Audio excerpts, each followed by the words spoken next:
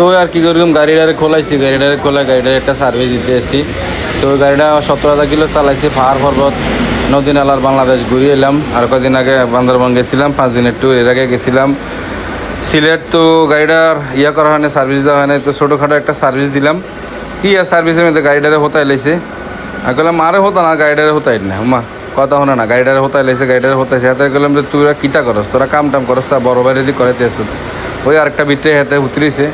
এই হলো গাড়ির ফুয়েল পাম্প, এটা হলো তেলের লাইনের মধ্যে থাকে আর কি।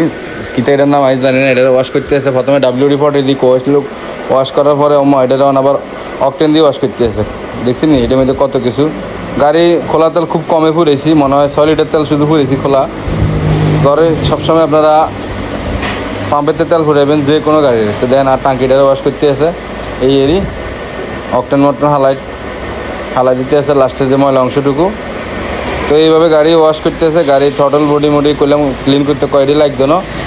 এরই পরবর্তীতে গাড়ি বিভিন্ন অংশ গ্রিস টিস করতে আসে। আমি এদিকে যে নাই ভাই যে বাটাত খাইম তোরা কর, এরপর আর কিতা বাইতো নাই দিয়ে গাড়ির কাজটা শেষ। এই দেখেন গাড়ির অবস্থা মোটামুটি ডকেট দেওয়া যায়। কত পুলিশ করতে মাইক করি ভাই কিনতে ইচ্ছেন না পুলিশ।